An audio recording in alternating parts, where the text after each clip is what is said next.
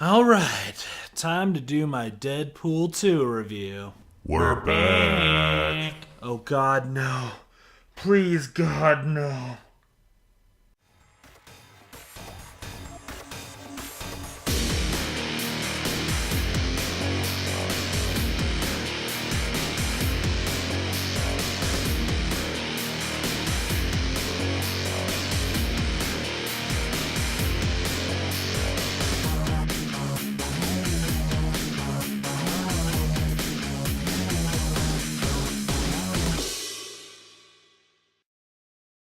Hey everybody, Sexy Matt the Pharaoh Wizard here. It's finally here, the long-awaited sequel to Dead Motherfucking Pool. What I like, what I dislike, let's get into it. Since Deadpool is part of the X-Men movie It's franchise... not an X-Men movie. Yes, it is. No, it's not. Yes, it is. We're going to get into that in just a little bit, but I promise you, it is. Since Deadpool is part of the X-Men movie franchise, here's my current breakdown of my hierarchy of X-Men movies. If you want a more in-depth look at this list, check out my worst to best X-Men list right here. It is a very cool list to check out. It's a lot of fun. What a great plug. Thank you. I think I'm getting pretty good at self-promotion. Tool.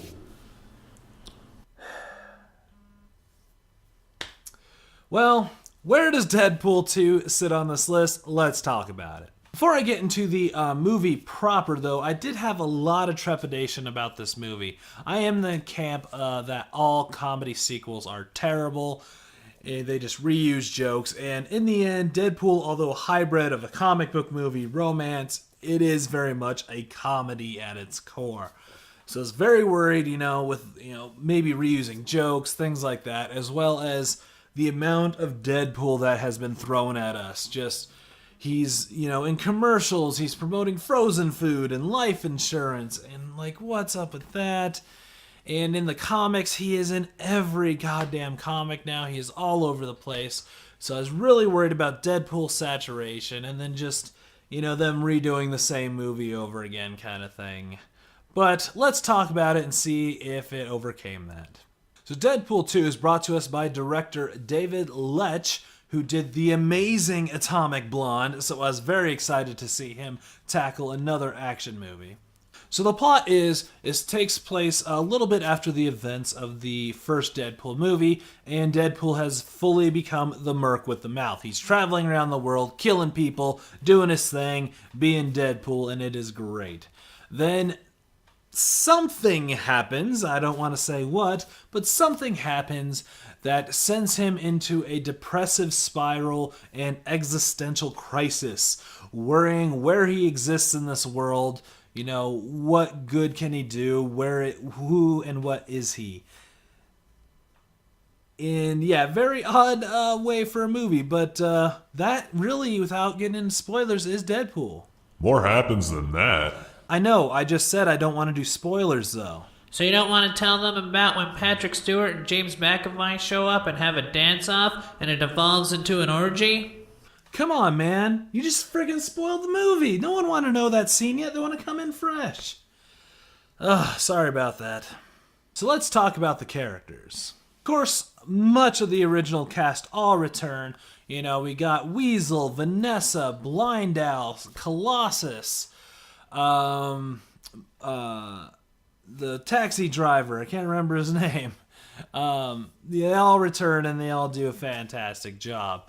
But of course, we gotta talk Ryan frickin' Reynolds, God's perfect idiot. He kills it once again as Deadpool. He is amazing. Although they didn't bring in Deadpool's voices in his head that he has in the comics. Wait, we're still not in it?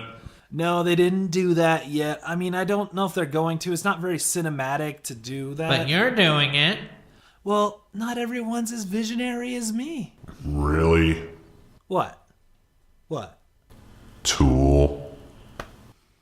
But Ryan Reynolds, once again, kills it as Deadpool. He also just runs this gambit of emotions. He's hilarious, he's sincere, he's romantic, he's actiony. He is all over the place. He kills it. I love Deadpool.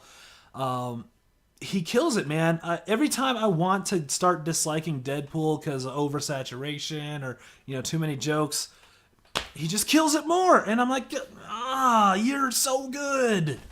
So yeah, Deadpool, once again, awesome. Another returning cast member I'd just like to mention is Brianda Hildenbrand returning as Negasonic Teenage Warhead. And I know it's wrong, but I might be in love. She no likey the penis. I mean, I know, but I can still, appreciate That's her. really can't I? insensitive to the LGBTQ community. And also creepy. It's not creepy. So, of course, along with our returning characters, we get a whole bunch of brand new characters. So let's start off with Josh Brolin, Thanos himself as Cable. And really quickly, I want just to give some backstory to who Cable is and what he's about. Let's check in with my close and personal confidant, the comic snob, to learn a little bit about Cable. Do we have to? Yes, we do. But he's so boring. Come on, I already paid for him. We're going to use him. Oh, hello there. You want to know a little bit about... Cable? Oh my. You want me to go over the insanity of Cable's history in just a couple minutes? Well, let me give it a try.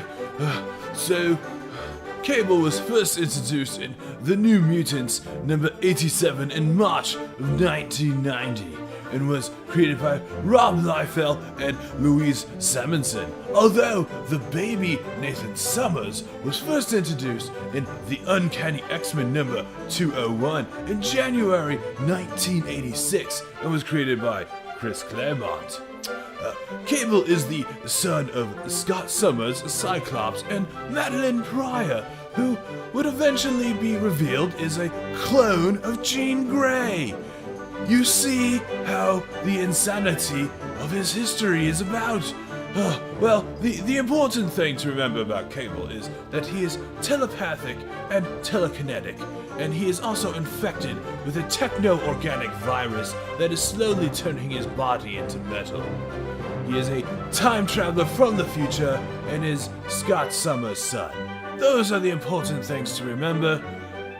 He has an insane history that I don't have time to get to today. I have much more important works ahead. Thank you, Snob. And yeah, Josh Brolin freaking kills it as Cable in this. I was really worried they were going to make him too goofy to go along with Deadpool's goofiness and whatnot. No, he is grim and straight-faced and no sense of humor, just like Cable, and that's why he plays off Deadpool so much. He's a perfect straight man to Deadpool's craziness. And Josh Brolin freaking kills it, man. He is so good as Cable, and he's so good as Thanos. Josh Brolin is freaking awesome, man. But yeah, he kills it as Cable. I cannot say enough good stuff about how his portrayal of Cable was. It was amazing. Awesome. Just awesome. That's all I got is it was freaking awesome. Zazie Beetz playing Domino. Domino is one of my favorite mutants in the comic world. So I was very excited to see her hit the big screen, and it was awesome. She was kick-ass, she was sarcastic, she was overtly casual in moments where you don't want it to be casual, and that's Domino, man. She doesn't give a fuck, and that plays off really well. I love what she did as Domino. It was fantastic. Again, another perfect characterization from the comics. Well done. Well frigging done. And the last guy I want to talk about is Julian Dennison playing Russell. So when he was first introduced in the movie, I was really worried where they were going with this. Like, they're just teaming him up with a young guy, and that's going to be funny because... Deadpool's so adult and he's a kid and da-da-da. No, they didn't go that route. I don't want to say what route they're going to go, but what they did was great. Played with your expectations, as well as this kid freaking kills it. I don't want to give too much away, but I'll just say he was great. We'll just go with there. Well, he was great. So what worked well about Deadpool 2? So like the first one, the jokes land awesomely. They are hilarious.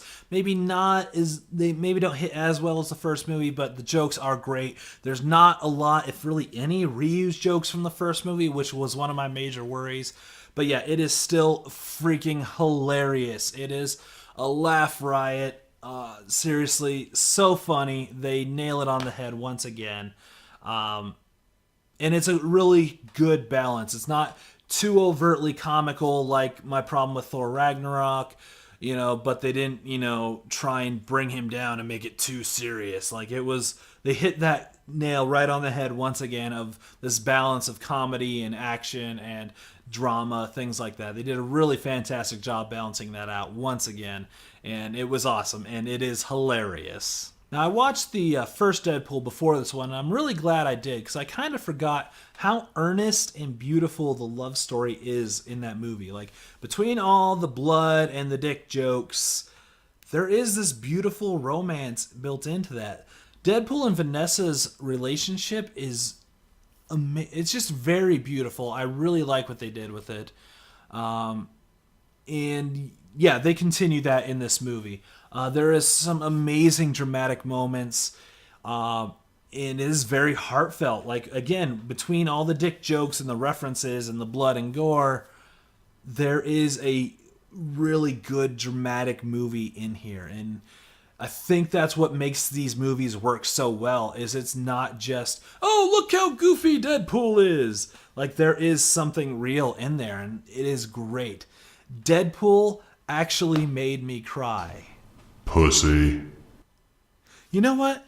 It's 2018. Men can cry.